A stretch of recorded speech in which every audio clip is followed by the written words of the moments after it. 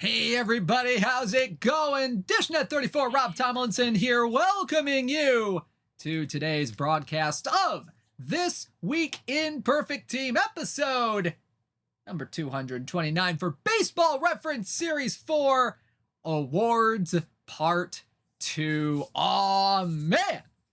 What a day we have today. It is, in my area today, 60 degrees and sunny. We've got ourselves one heck of a day out. And you know what? We have one heck of a set to bring to you today. Oh, man. Welcome in. This is going to be a fun day. This is going to be a fun day today with new cards, some good news, and just an overall good vibe today. Ooh, 35 degrees where you are there? Oh, man. Yeah, that's, 35 degrees is not fun. I think that's what it's going to be like in the next few days over here. So, not looking forward to that, but you know what? Gives me a chance to break out the short sleeve jerseys, maybe with a little bit of, long sleeve under it, just in case. But you know what? Whenever you can have weather like this in November, that is a great day. Oh, man. But yeah, hopefully y'all have had a great week so far in Perfect Team. Oh, man. It's been kind of a tough week for my team this week. We got promoted back to Diamond, and it's not going well. It is not going well. So, you take the good with the bad and all that good stuff. But you know what? Probably going to go back down to gold, probably win another championship. So we'll see what happens with that later on this week. Also, along with today's content, I have just been informed that there will be 15 new pack missions that will be released along with this set today. So there's something to look forward to for all y'all mission fans out here today.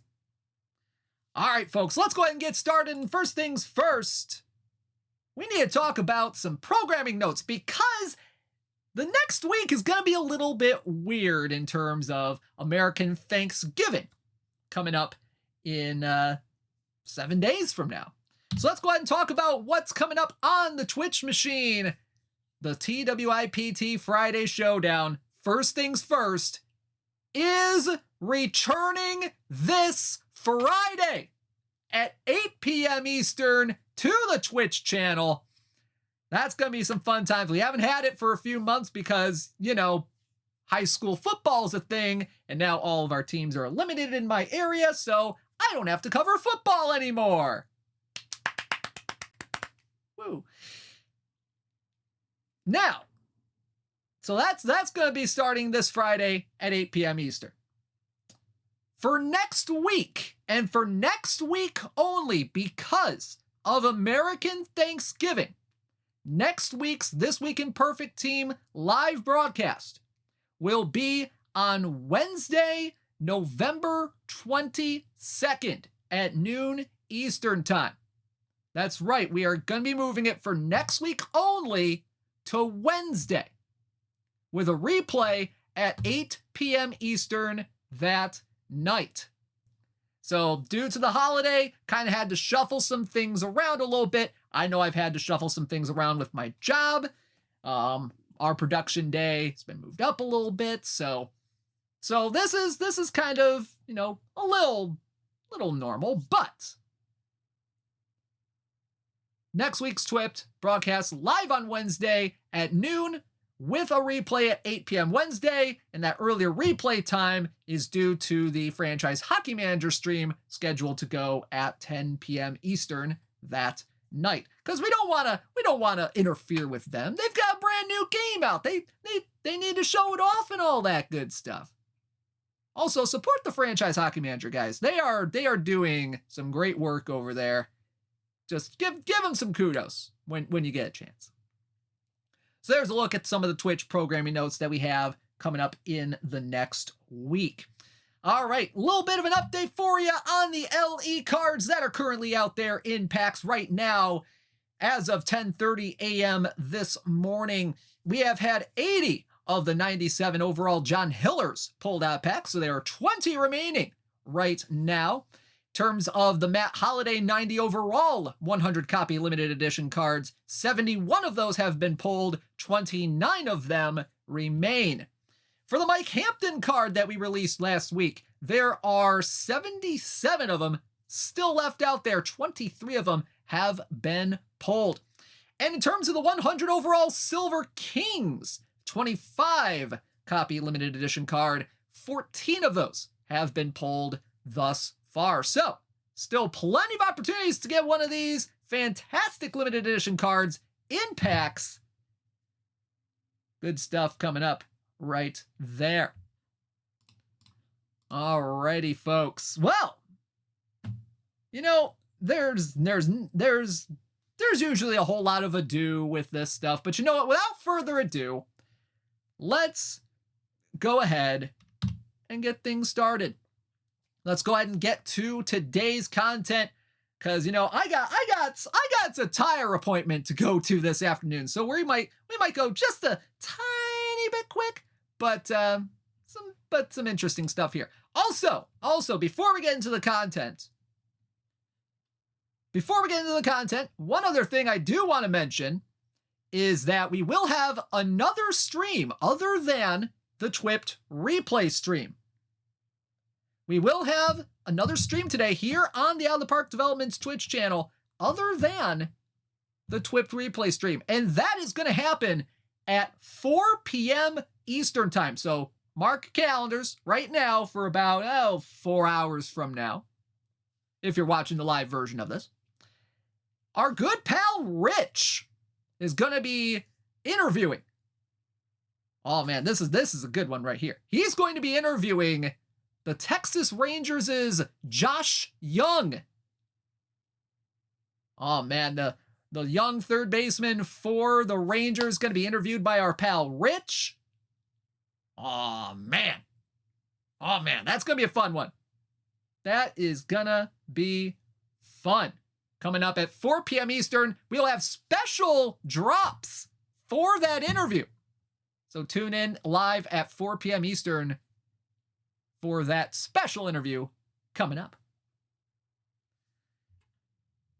I know there are a lot of Rangers fans here in the chat, so that's gonna be pretty cool. Yep, today at 4 o'clock p.m. Eastern time, 3 o'clock Central, 2 o'clock Mountain, 1 o'clock Pacific, and 10 p.m. over in Great Britain, and 11 p.m. in Germany. Yeah, everybody have fun tonight. Everybody Josh Young. All right, let's go ahead and get started. We are continuing the fourth series of baseball reference cards, focusing on historic award winners. We're going to take a look at some historic MVPs.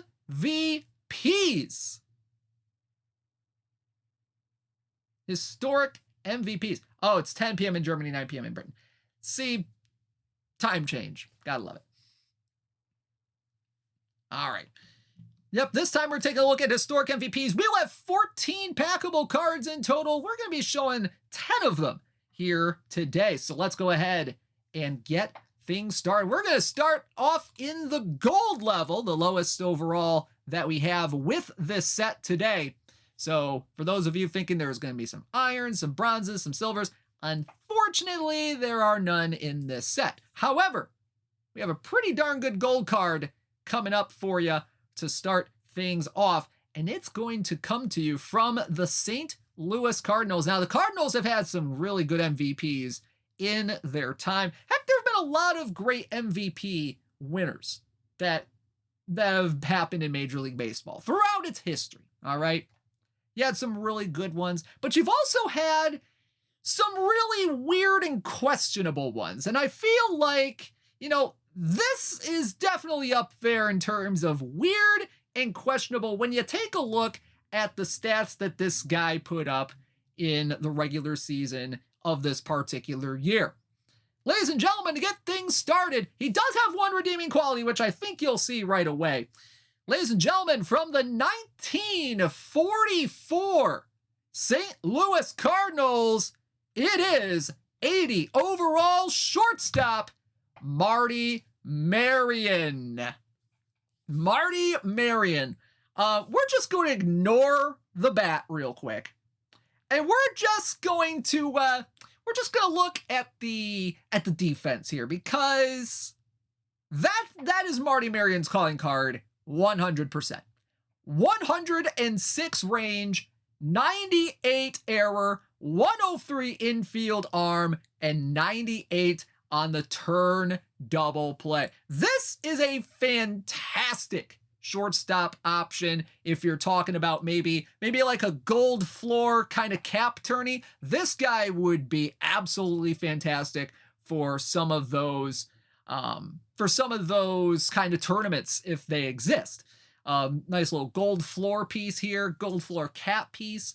80 overall, 68 BABIP, 43 power, 65 avoid K, 68 contact, 86 gap power, 56 eyes. So kind of a bit of a noodle, a pool noodle for a bat. Maybe a little bit better against righties. He's got 74 BABIP over there, 89 gap power, 57 eye. But yeah, it's not the great bat, but you know what? You're gonna want him for defense, especially at the gold level. 106 on the sack bunt, 93 on the bunt for hit as well, 34 speed, 28 stealing, 63 on the base running. Marty Marion, a very interesting story in 1944. So Marty Marion, the only mention about his MVP award on Wikipedia is in the first paragraph, that the top opening paragraph. It doesn't mention it in his baseball career section or career statistic. Well, it did get a mention in the career statistics section, but that's it. Only a couple of mentions of it. This guy, in 1944, hit just 267, 324, 362, just 6 homers, 63 RBI, a 90 OPS plus, so he was below league average at the plate, and 4.6 wins above replacement. Now, 4.6 WAR, still pretty good, all things considered. I mean, he had 3.6 defensive wins above replacement, which actually led MLB in that category. So he wasn't a slouch when it came to, wins above replacement. This was actually his second best season in terms of WAR, other than 1942. But then you take a look at the MVP voting from 1944. All right. He won over such luminaries as Bill Nicholson of the Cubs, who led MLB with 33 homers and 122 RBI. He led MLB in both of those categories while hitting 287, 116 runs scored, led the National League in that category. He finished second place with 189 points. Marty Marion had 190 voting points. Marty Marion won by 1 voting point in the 1944 NL MVP race. So it was at least a little bit close, but it should not have been close. In fact, guess who finished 4th? His teammate, Stan Musial, who from all accounts was a better player overall than Marty Marion was in 1944. Stan Musial hit 347, 440, 549, 12 homers, 94 RBI, led the National League in hits, led the National League in wins above replacement with 8.9.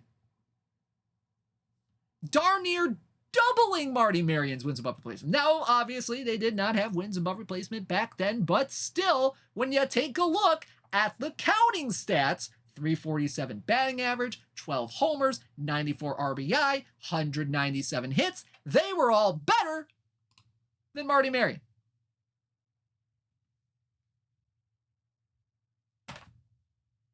Gotta love voters sometimes. Gotta love voters. You just had to. All right. Yeah, not one of these suckers had internet access. Oh, man. But you know what? Marty Marion did make a little bit of history with this MVP award. With that win, he became the first National League shortstop to win the National League MVP award. So I guess there was a little bit of history there made with this one. He was an all-star that year, and 3.6 defensive wins above replacement was the highest mark in his career. Pretty good stuff. And if you want to kind of compare Marty Marion's card a little bit, he's kind of essentially a better glove, but a worse bat than the Kid Elberfeld card that we released last week, and at 2 points cheaper in a cap tournament. So pretty good stuff right there. Marty Marion from the 1944 St. Louis Cardinals is in Perfect Team 24. Alrighty. Let's move on to some diamonds. Let's move on to some diamonds, shall we? Because we have a lot of diamonds in this set. In fact, we're going to show off 1, 2, 3, 4, 5 diamonds for you on this one here. And we're going to start out with, oh man, this guy right here. This guy right here. And you know, this guy was kind of young when he won his MVP. Very young when he won his MVP. Just 22 years old when he won MVP. And this was a year after he won Rookie of the Year. And then, as you know, the guy managed to play a whole lot of games after he made the big leagues in 1982 or so. In fact, you might know this guy for playing a crap ton of games in a row. Ladies and gentlemen, from the 1983 Baltimore Orioles, it is 92 overall, Cal Ripken Jr. Cal Ripken Jr., 92 BABIP, 92 power, 72 avoid K, 107 contact, 91 gap power, and 62 on the eye. And of course, with a lot of Cal Ripken cards, as a little bit, well, some Cal Ripken cards, this one has some interesting splits on it. He's a little bit better in some categories against righties than he is against lefties. So maybe a little bit of reverse splits. We rarely actually see reverse splits on a Cal Ripken card right here. So this is kind of a very interesting one. I'm going to have to look at the splits on this one. So we got 93 BABIP, 95 power, 70 avoid K, 109 contact, 92 gap, and 60 on the eye against righties. Now against lefties, you got a 7 BABIP, 80 power, 77 avoid K, 101 contact, 88 gap, and 69 eye. Defensively, this Cal Ripken Jr. is actually a pretty good one. 97 range, 86 error, 99 arm, 93 on the turn double play, and he can also play some third base. He can play shortstop 100%. He does need to be trained up a little bit at third base. He's at an 88 out of 110 over there. But man, oh man, that's a good defender over at third base as well. Whoo, boy, 1983 season for Cal Ripken Jr. Honestly, he was a deserving MVP in 1983, in my opinion. Eddie Murray had a fantastic year as well, who hit 306, 33 homers, 111 RBI. But you know what, Cal Ripken Jr., he led the MLB in wins above replacement that year with 8.2. He led in hits, led in games, led in at-bats, led the American League in runs scored. Really good stuff for Cal Ripken Jr. Hit 318, 371, 517 on the year with 27 homers, 102 RBI, 144 OPS plus. Now, I do want to dive a little bit into the batting splits for Cal Ripken Jr. because it's fascinating. Because you usually think of Cal Ripken Jr. overall as a guy who was a lot better against lefties than he was against righties in his career. And the career stats definitely say that. He hit 285 against lefties in his career, 272 against righties. But this was a weird year for Ripken in terms of his splits because he was actually better against righties that year than he was against lefties. He hit 321, 371, 526 against righties with 19 homers and 71 RBI. Compare that to his honestly just about almost as good stats against lefties. 312, 370, 500 on the slash line, 8 homers, 31 RBI, and a 870 OPS. Compare that to an 896 OPS against righties. So a very interesting year splits-wise for Cal Ripken Jr. So we gave him a little bit better stats against righties here on this one. So this is a very interesting Cal Ripken Jr. card. Honestly, one of the more interesting Cal cards that I think we've released in Perfect Team. So there you go. Cal Ripken Jr. from the 1983 Baltimore Orioles. If you want to make a little bit of a comparison with this card, kind of give you a little bit of context of where he might fit in a little bit. Cal Ripken Jr., he's kind of like a poor man's version of the brand new tournament edition Fernando Tatis card that we released recently, with an improved glove if you value some third base defense. So pretty interesting stuff here for Cal Ripken Jr., who was the 1983 American League MVP. He was the first of 2 MVP wins in his career. And he also got 15 first place votes in that vote. His teammate Eddie Murray got 10 first place votes. And you know what? Cal Ripken, like our buddy Paul says in the chat, he basically repeated this year with an even better glove in 1984 and finished 27th in MVP because the Orioles went first to worst. Gotta love voters in the 80s. All right, there you go. Cal Ripken Jr. from the 1983 Baltimore Orioles is in Perfect Team 24.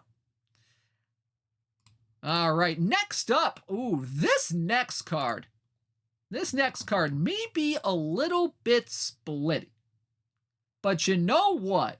This guy has a good combination of eye, power, defense.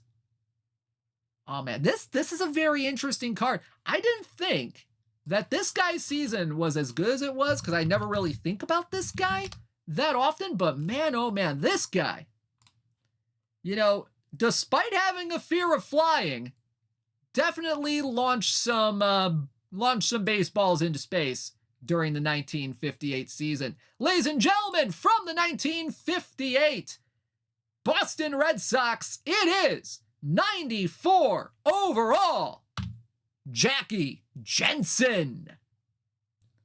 Jackie Jensen, 74 BABIP, 102 power, 81 avoid K, 101 contact, 85 gap power, 104 on the eye. But holy cats, look at the splits against lefties right here. Whoo, buddy. Whoo, buddy. 85 BABIP, 123 power, 99 avoid K, 122 contact, 98 gap power, 117 on the eye. This guy is a lefty killer right here. Now, he's kind of decent against righties, not as great as he is against lefties. That's for darn sure. But against righties, it's not terrible. It's not great either. 70 BABIP, 96 power, 76 avoid K, 94 contact, 81 gap, 100 on the eye. But then you look at the defense for this guy. 93 range, 94 error, 96 arm, can play all 3 outfield positions. That's a pretty valuable card right there, especially in the low diamond realm. I mean, we're talking, this guy is a 94. He is right there at the low diamond threshold right there. Pretty cool stuff right here. 46 speed, 50 stealing, 86 on the base running as well. So not the fastest guy in the world, but you know what? Still pretty good at defense. If you want to make a little bit of a comparison with this card for Jackie, basically, he's kind of like a right-handed version of the PTCS Jim Edmonds that we had a few PTCSs ago. So it's kind of similar to that card. 1958 for Jackie Jensen, and this is an interesting one here. He had 286, 396, 535, 35 homers, 122 RBI, a 148 OPS plus, 4.9 wins above replacement. He was the 1958 American League MVP. It was the lone win of his career. He had MVP votes in 52. He had MVP votes in 54, 55, 56, and 59 as well. But this was the year he kind of really put it all together. At the age of 31, he was an all-star as well. He led the American League in RBI with the 122. Best RBI total of his career, by the way, and the fourth time in the previous 5 seasons where he had more than 100 RBI. He also had the best offensive wins above replacement in his career at 4.9, which is pretty good back in those days. Now, when you take a look at the MVP voting that year, there may be a couple of guys that may have been a little bit more deserving. I mean, you had guys like Bob Turley in New York, who had a 21-7 record, a 2.97 ERA. He won and he finished second in the AL MVP voting. Rocky Colavito for Cleveland that year had a very good year. 303, 41 homers, 113 RBI, led MLB in slugging percentage. Not bad year there. Bob Serve for the Kansas City Athletics. 6.3 WAR, 38 homers, 104 RBI, 305 average. Mickey Mantle that year was pretty good at 8.7 wins above replacement, 42 homers, 97 RBI, led Major League Baseball in walks with 129 of them, hit 304, had 127 runs scored, and Jackie Jensen won over all those guys. It's a pretty interesting year for Jackie Jensen. You know what? You can definitely make a case that Jackie was a deserving MVP in 1958. There were a lot of good things about this season for Jackie Jensen. Just kind of put it all together.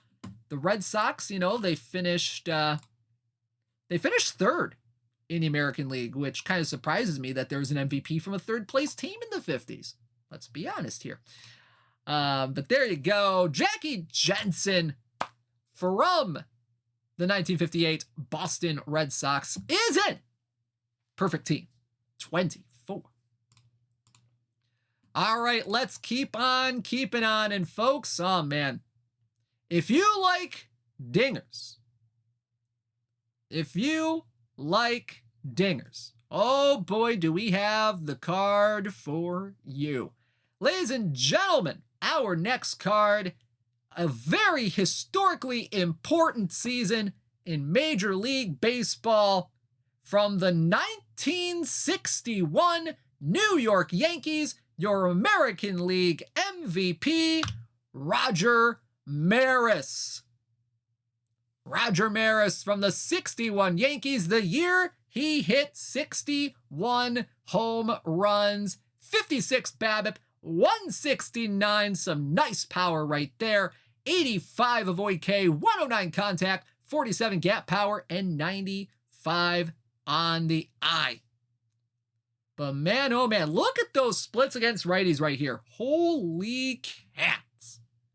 That is 56 BABIP, 179 power, 91 avoid K, 114 contact, 46 gap, and 95 on the eye. Ooh, buddy, that's a lot of power. That is a lot of power on this guy. Now, defensively, he's not the greatest in the world. Not exactly, what you would see in a prototypical center fielder or a right fielder. 86 range, 63 error, 59 on the outfield arm. I know some people want to see that arm a little bit higher in right field, but Roger Maris didn't have that much of an arm in his career. Let's be honest here.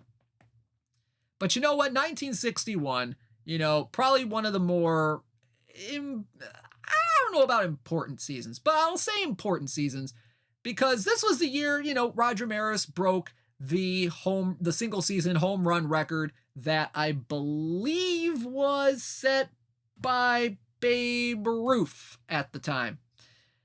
That 61 homers. He was kind of in a race with Mickey Mantle in terms of who would break the record.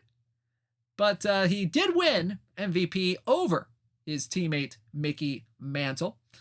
And it was actually the second of his career and the second in back-to-back MVPs for Roger Maris. So very interesting stuff here that Roger Maris actually won MVP in 1960 and then followed it up with a better season in 61 and won MVP. 1961, 269, 372, 620 on the regular season with 61 homers, 141 RBI, 167 OPS plus, a 6.9, some nice wins above replacement right here.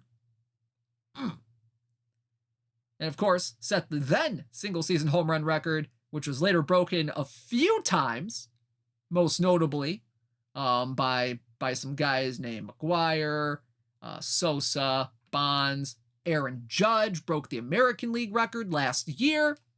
Pretty good stuff right there. Roger Maris from the 1961 New York Yankees is in. Perfect team. 24. All right, next up. Okay, so we've had dingers. We've had a lot of dingers so far in this. We've had some, big home run guys, Cal Ripken, Jackie Jensen, Roger Maris. But you know what? Let's go to the opposite end. Let's go to the opposite end of the spectrum, all right? And we'll go to a guy that was more so known for his contact hitting prowess than he was for maybe some power. Now, this guy did hit quite a few home runs during this particular season, but he was definitely not known for hitting home runs. Ladies and gentlemen, from the 1977 Minnesota Twins, we bring you 97 overall first baseman Rod Carew. Rod Carew, 122 BABIP, 53 power, 108 avoid K, 135 contact, 116 gap, and 75 on the eye. Some very interesting splits here.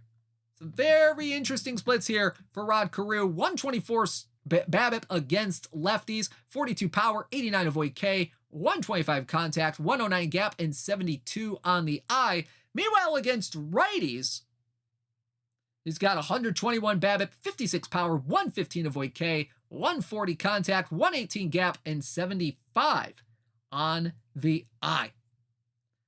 Defensively, he can play first base and he can fully play second base as well, because I know a lot of y'all know Rod Carew more as a second baseman than he is a first baseman.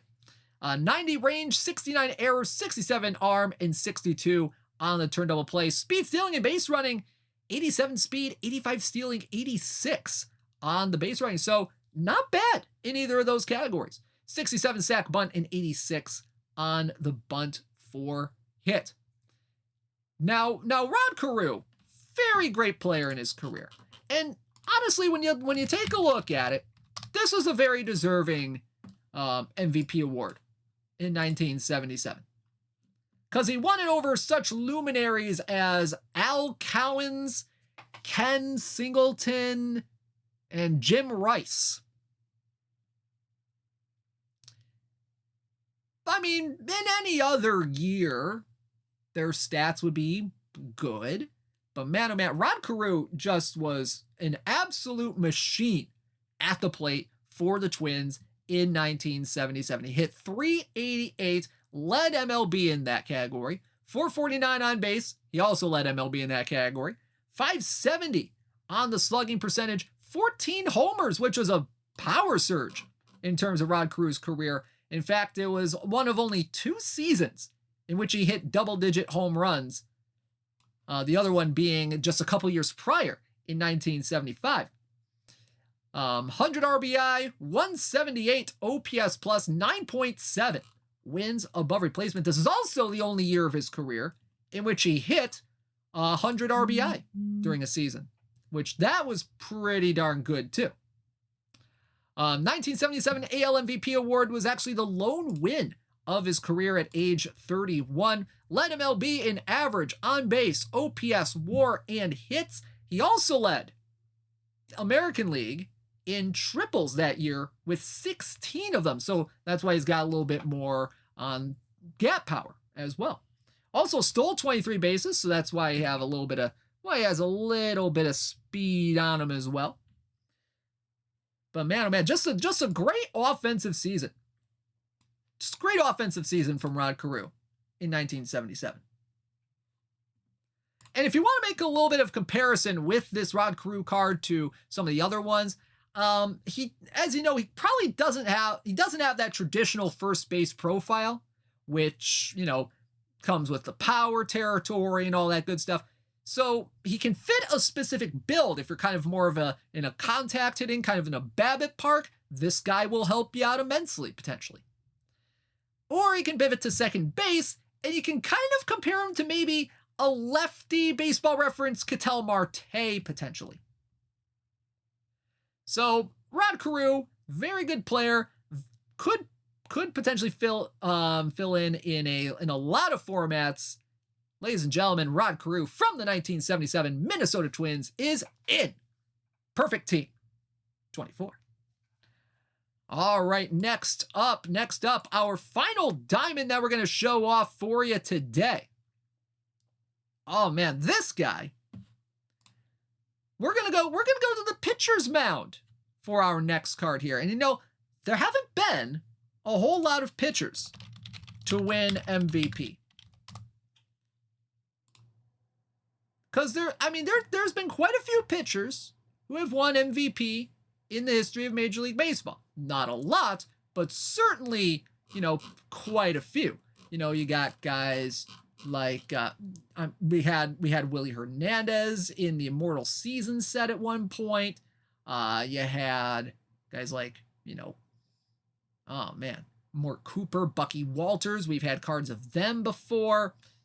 But this guy right here is certainly one of them. Ladies and gentlemen, from the World War II era, we go to 1943, and we go to the New York Yankees. Ladies and gentlemen, 99 overall, right-handed starter, Spud Chandler. Spud Chandler, 81 stuff, 125 movement, 110 homer rating, 111 pitcher BABIP, and 90 on the control. Oh, baby. Against righties, he's got 83 stuff, 116 movement, 107 homer, 112 pitcher BABIP, 92 control. And then for lefties, 80 stuff, 128 movement, 116 homer rating, 109 pitcher BABIP, 88 control. 100 stamina, 103 on the hold runners as well. Fastball, slider, curveball, screwball, forkball, sinker, and a little bit of a knuckleball in his pitching repertoire. This is a fun pitcher right here. Lots of pitches he can go with. Extreme ground ball type as well to go along with that high pitcher BABIP. 90 to 92 on the velocity. And he can also swing the bat a little bit. 47 contact, 50 power. So in a no DH tourney, could be a little bit useful. But yep, we got, I'm looking at chat. Yep, we got Maximum Potato in here. We got some spuds. We got some spuds in the chat right here.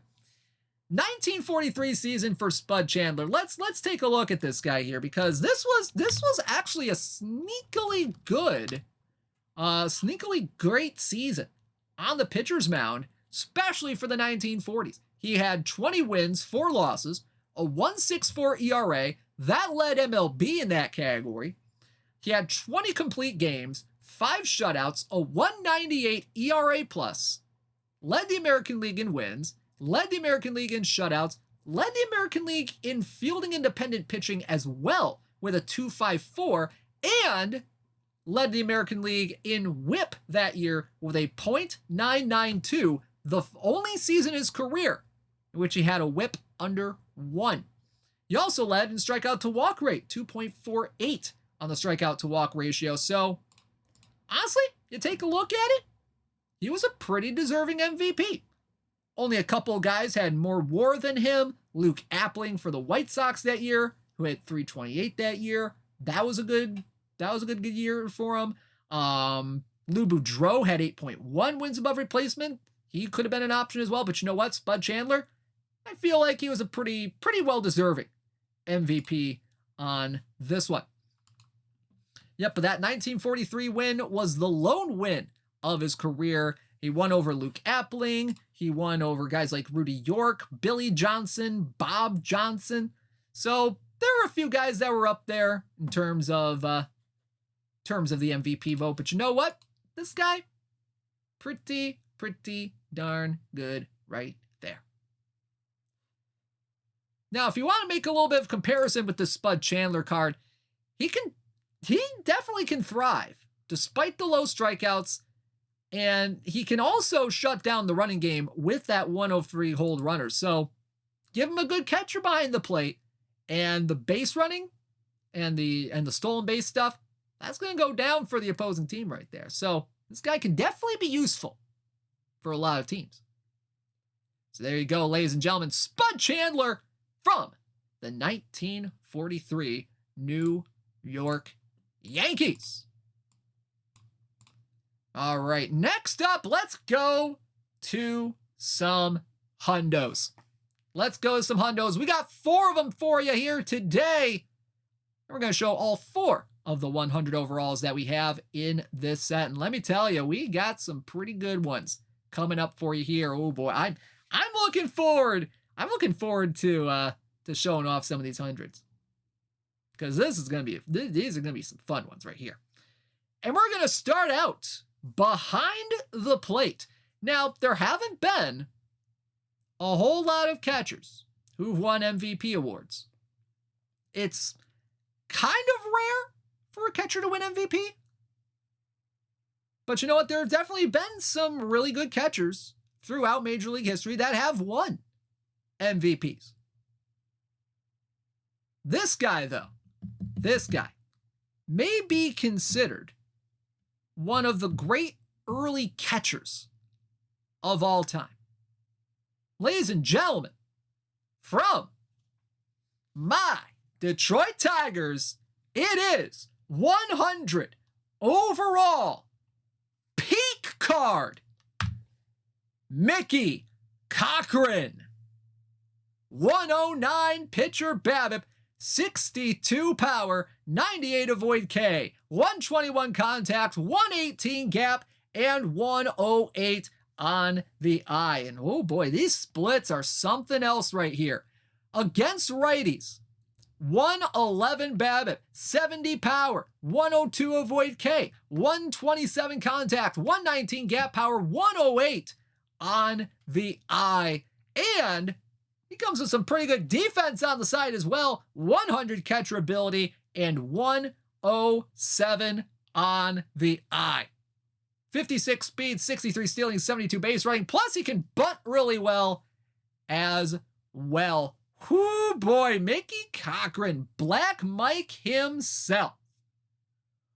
Whoo boy, this guy was absolutely spectacular in his career. I mean, member of the Baseball Hall of Fame. He led the Tigers as a manager to 101 wins as well. This guy was just absolutely incredible. And he won a couple of MVPs in his career. In 1928, in 1934. Now, 1928 was when it was known as the League Award back in those days. It wasn't until 1931 or so that the Baseball Writers Association of America handled MVP voting. And so he also won a BBWAA award in 1934. And is also his .419 career on-base percentage. He hit .320, .419, .478 in his career, 119 homers, 830 RBI. When you take a look at AL or NL catchers, among AL and NL catchers, his .419 on-base percentage is the highest of all time. Now, there are a couple other catchers out there in the Negro Leagues that when you look at people that qualified for the batting title, they had higher on-base percentage. But when you look at AL and NL strictly, .419 on base, highest of all time among just those leagues. That's pretty significant in and of itself.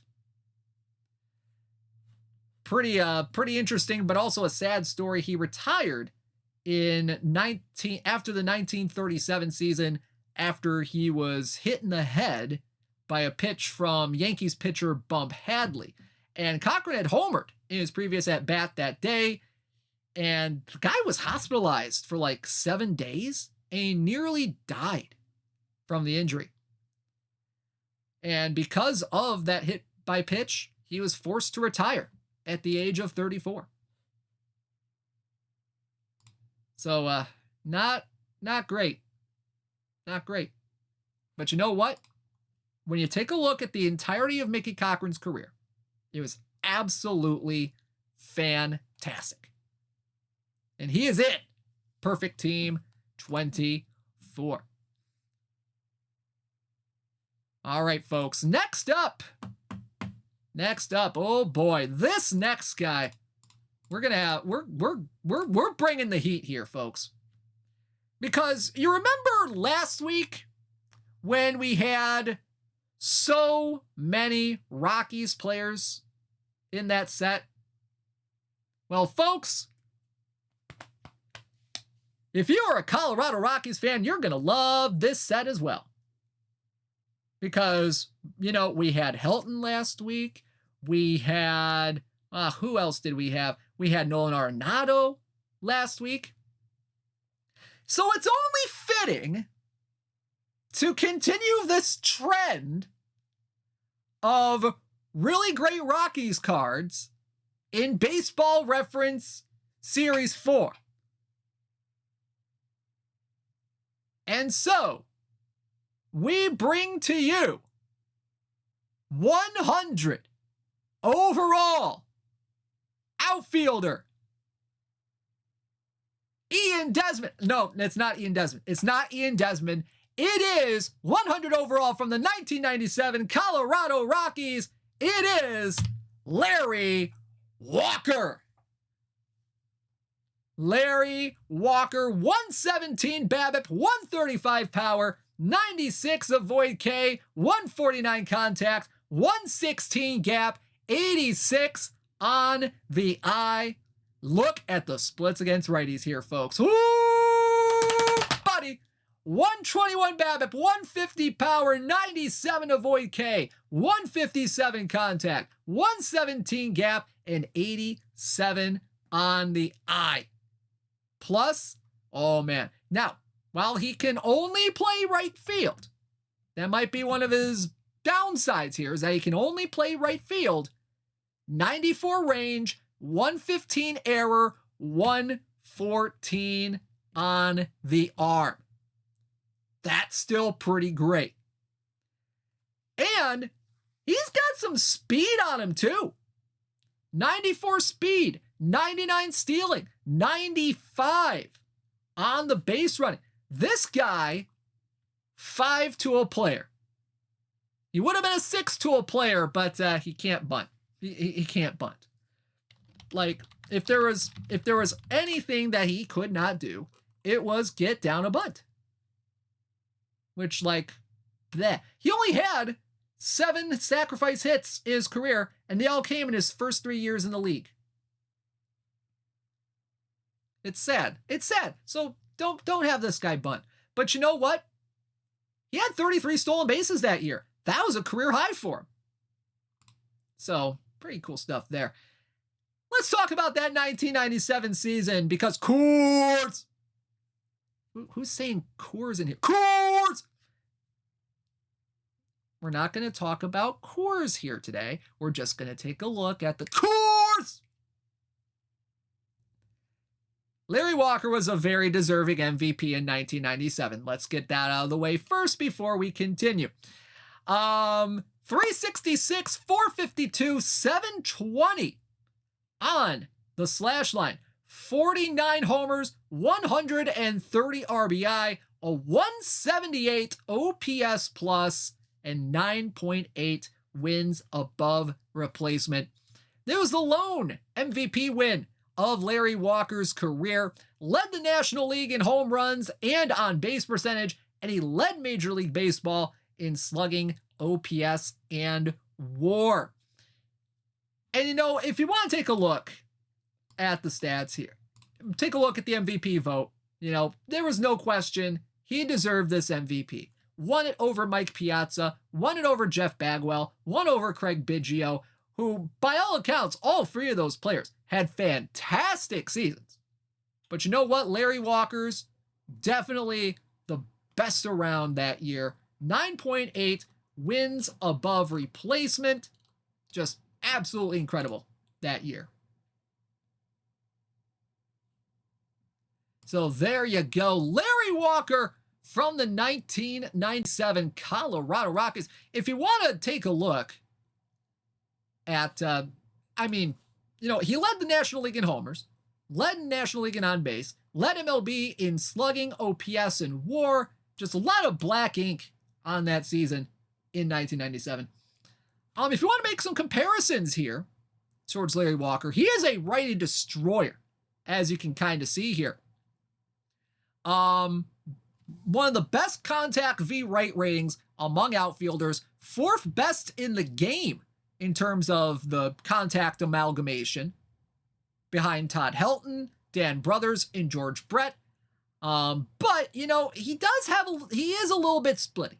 He is a little bit splitty, so he might be more of a platoon guy at higher levels, but definitely, you know, you can run him both ways, maybe in lower leagues, if you so choose. So there you go. Larry Walker from the 1997 Colorado Rockies. He is in. Perfect team 24. All right, we got 2 more guys. 2 more guys coming. And you know what? We're going to start these last 2 cards with a San Francisco Giant. Oh, buddy.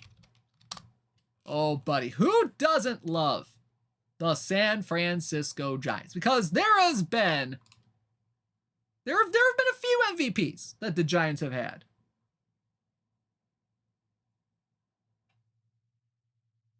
And this guy, oh man, I know a lot of y'all have been waiting for this guy for quite a while here.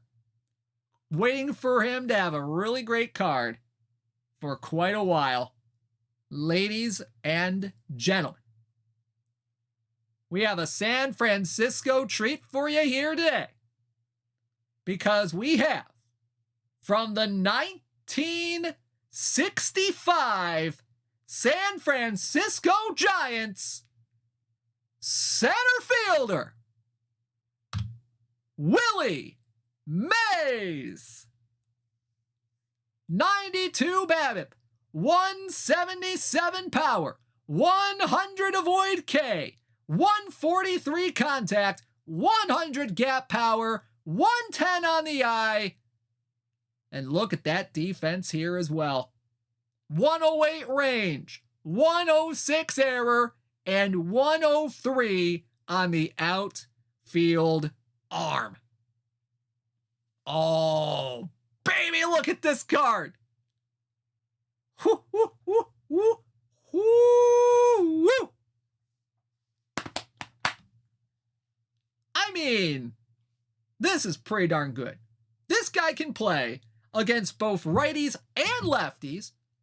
Let's talk about those splits here. Against lefties, he's got 95 BABIP, 170 power, 94 avoid K, 141 contact, 97 gap, 115 on the eye. And in terms of righties, 91 BABIP, 179 power, 102 avoid K, 143 contact, 100 gap, and 108 on the eye.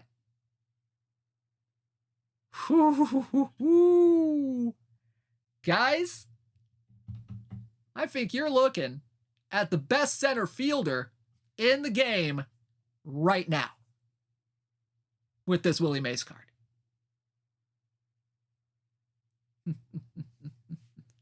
Oh man, y'all are gonna want this one right here, like straight up. 1965. Let's talk about this. Just an absolutely bonkers year for Willie Mays.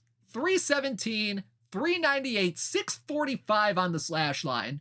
This is the third of 4 years, third year in a 4-year stretch in which he had 3 or 4 years between 62 and 65 where he led the National League in homers. 2 of those years, he led Major League Baseball in homers. This is one of those. 52 home runs, career high that year, and a 112 RBI, a 185 OPS plus, highest mark in his career, 11.2 wins above replacement, highest of his career.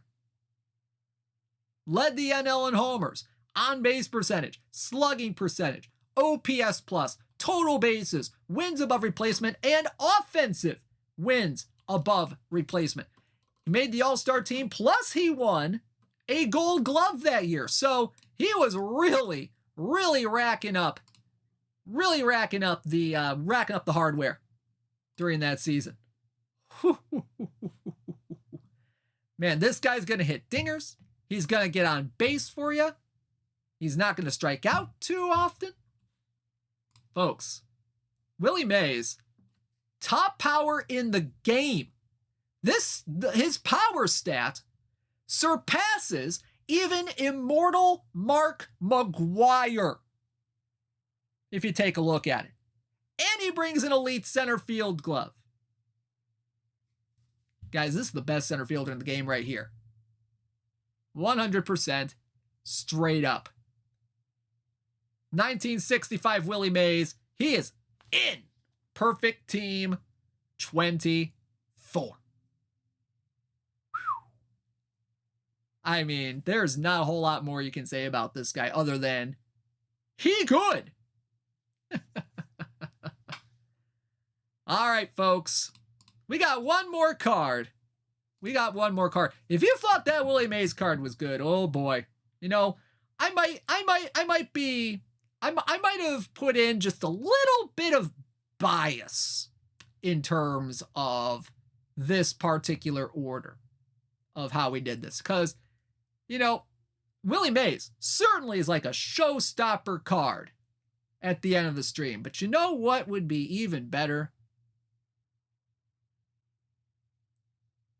You know what would be even better? A guy who has won the Cy Young Award, MVP Award in the same season, won the Triple Crown, the first American League starting pitcher to win the American League MVP since 1986. Ladies and gentlemen, from your 2011 Detroit Tigers, it is 100 overall, Justin Verlander. There he is. 139 stuff, 112 movement, 95 homer rating, 114 pitcher BABIP, and 104 control. Against lefties, 137 stuff, 114 movement, 97 homer rating, 113 pitcher BABIP, 102 control. Against righties, 141 stuff, 111 movement, 94 homer rating, 116 pitcher BABIP, and 106 control. He's got 106 stamina, 64 hold runners, fastball, slider, curveball, changeup combo, 96, 98 on the velocity, neutral ground ball, fly ball tendency. There's something to keep in mind there. Oh man, I remember watching that 2011 season. I remember watching that 2011 season and just absolutely eating it up every single time he took the mound. 24-5 with a 2.40 ERA, 250 strikeouts, 9 strikeouts per 9, 2 walks per 9, a 172 ERA plus, and 8.6 wins above replacement. First time he won the Cy Young Award. First time he won MVP. First American League starting pitcher to win the American League MVP since Roger Clemens in 1986. Now, he's not the first pitcher to win Cy Young and MVP. Eckersley did that in the 1990s. But oh boy, you want to talk about just, a great player. I mean, this guy was in a battle with Jacoby Ellsbury for MVP in 2011. And you know what? Justin Verlander, definitely the deserving MVP winner, if you ask me. It shouldn't have even been close. It shouldn't have even been as close as it was. It was 38 vote points difference right there between Verlander and Ellsbury. Because Jacoby Ellsbury somehow was good and hit 32 dingers that year. He never did that again. Would have been one of the flukiest MVPs ever. But man, oh man. Justin Verlander. I mean, what more can you say about this guy? This guy, you can kind of maybe compare this card with the stats to maybe kind of like a righty Sandy Koufax. Just maybe a little bit of a comparison right there in terms of this card. So there you go. Justin Verlander from the 2011 Detroit Tigers. He is in Perfect Team 24. Now, we showed you 10 cards. Here's the rest of the cards in the set. You got Bob O'Farrell from the 1926 St. Louis Cardinals. You had Ken Boyer from the 64 St. Louis Cardinals. You got Bob Elliott from the 1947 Boston Braves. And then you got 94 overall Chris Bryant from the 2016 Chicago Cubs in this set as well. So 14 cards in total, and cards are live right now. So there's a look at your Baseball Reference 4 Awards Part 2 set. We had some heat with these cards today. I'm looking forward to seeing how these cards do in this one. All right, folks, before we sign off for the day, let's go ahead and say a bit of a congratulations to our weekly leaderboard champs. For week 32, PTCS 8 period, week number 2, from November 6th through 12th, in the Daily Iron, we had Jimbo Dan 1 and the Strong Baddie Attires take home the title last week with 118 points. Daily Bronze, Jimbo Dan and the Sacramento Riverbats with 181 points. Daily Silver, Mr. Audit, and the Mediocres with 143 points. Daily Gold, Shy Sox Fan 33, and Ozzy Guillen's Gold Sox taking home the title last week with 191 points. Daily Diamond was won last week by Zagtastic and the Gonzaga Bulldogs with 142 points. And in terms of Daily Open, Mr. Ree and the Woodmore Fighting Amish, second week in a row, he's taken the Daily Open title with 144 points. Daily Wildcard last week was won by Adam Piet Day and the Bend Trees with 134 points.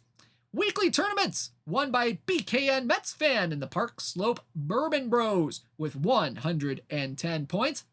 Perfect Draft Daily last week was won by Rojo and the Mount Pleasant Mounties with 140 points. Perfect Draft Weekly won by Space Pope and the Micklin Bones with 91 points. All right, some great stuff coming here today for This Week in Perfect Team. Thank you so much for tuning in. I will see you back here tomorrow. That's right, tomorrow for the TWIPT Friday Showdown. That's going to be a fun time. See if we wait like 3 months for me to lose in like round 1 again. Because that's probably going to happen. Anyway, thanks for tuning in, everybody. See you on Friday. I've been DishNet34, Rob Tomlinson, signing out. Have a great day, everybody.